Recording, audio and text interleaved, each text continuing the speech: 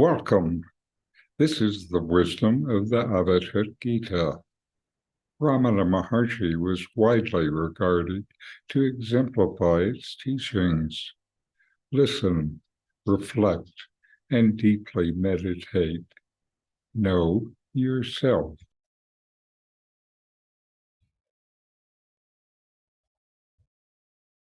Today I'll read from and comment on Chapter 3 of the Avadhut Gita, verses 3 and 4, on your equanimous nature, and I'll provide an inquiry for each verse to deepen your experience.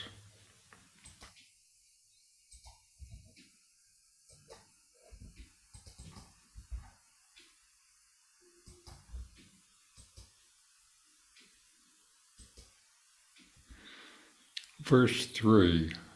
I am rootless and without root, free from smoke, and smokeless am I, without a lamp, and lightless am I. Equanimity I am, like a sun ever risen. Verse 4. How can I name the passionless, desireless one as having desires? The Absolute cannot be described in terms of conditions. How can I speak of myself? I am neither with an essence, nor am I without an essence. Space-like, all equanimity am I. So I am not without an essence.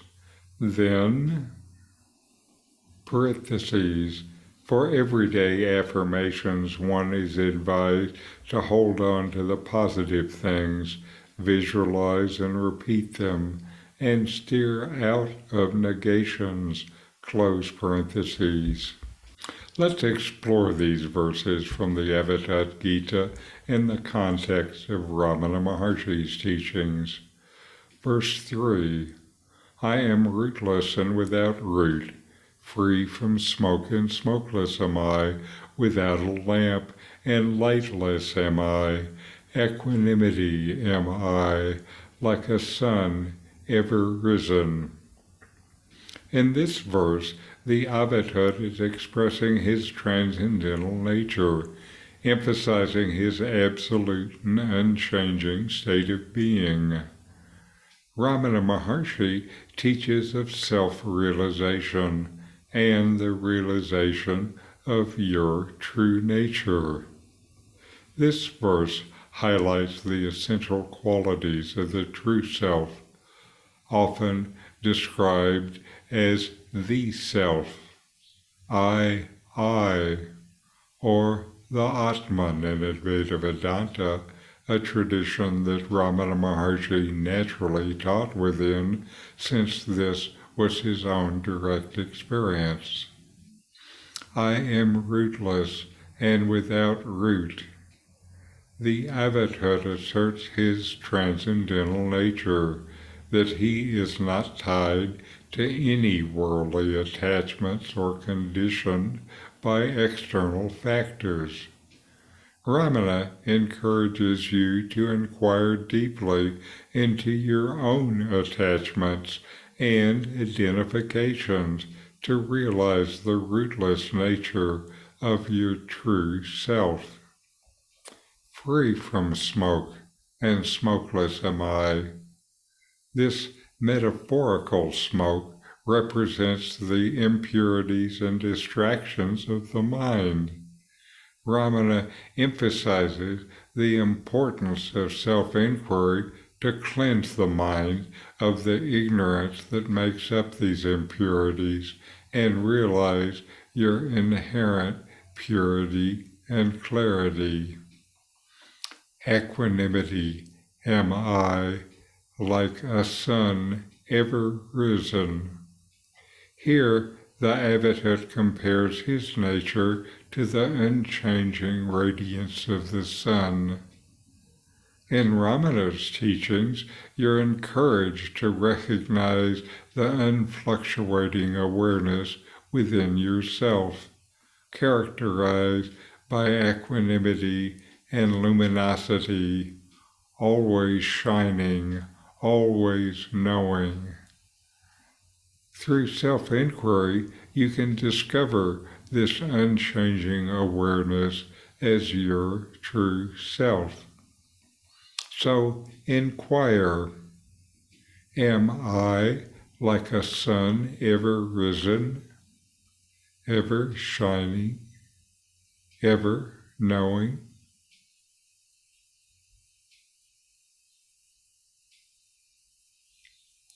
Verse 4. How can I name the passionless, desireless one as having desires? The Absolute cannot be described in terms of conditions. How can I speak of myself? I am neither with in essence, nor am I without in essence. Space-like, all equanimity am I. In this verse, the Avadhut questions the paradoxical nature of the Absolute, emphasizing it is beyond descriptions and conditions. Ramana's teachings also emphasize the ineffable nature of the self, that the true self cannot be described. How can I name the passionless, desireless one? The Avadhut questions the futility of attributing human-like qualities, such as desires, to the Absolute, which is beyond all attributes. Ramana's teachings emphasize the need to go beyond conceptualizations and to directly realize the desireless nature of the self, with self-inquiry as the practice to bring this realization. I am neither with an essence, nor am I without an essence. This statement challenges the notion of self-identity based on external characteristics or attributes.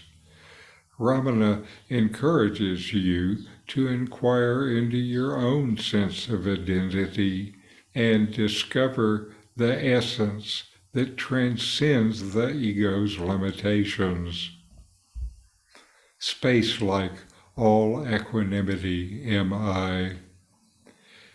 The Avadhut likens the true self to space, which is vast, all-encompassing, and unaffected by what occurs within it.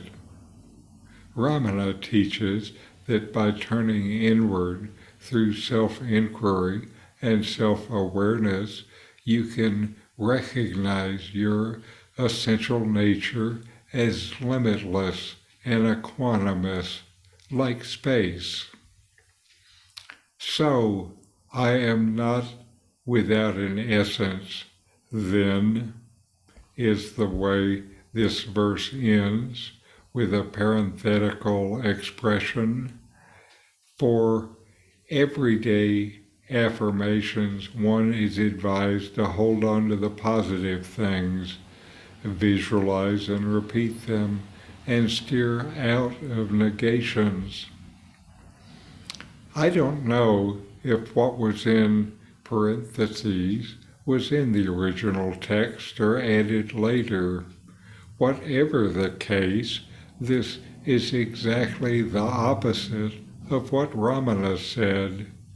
Ramana said there's no need to affirm what you already are.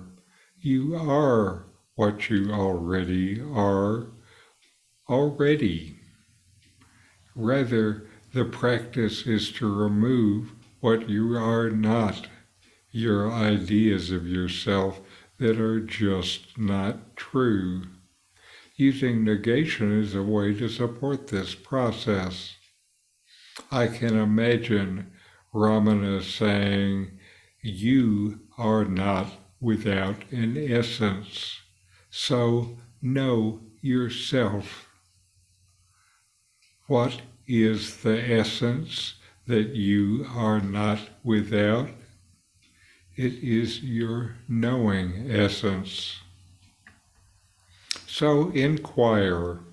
Ask, what are the desires and passions that define my egoic self?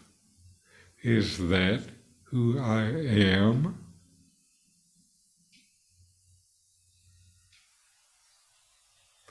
These verses encourage you, in line with Ramana Maharshi's teachings, to engage in profound self-inquiry to transcend the limitations of the egoic self, which was never real to begin with, and to recognize the desireless and pure nature of your true self, and experience the unchanging equanimity of your inner being.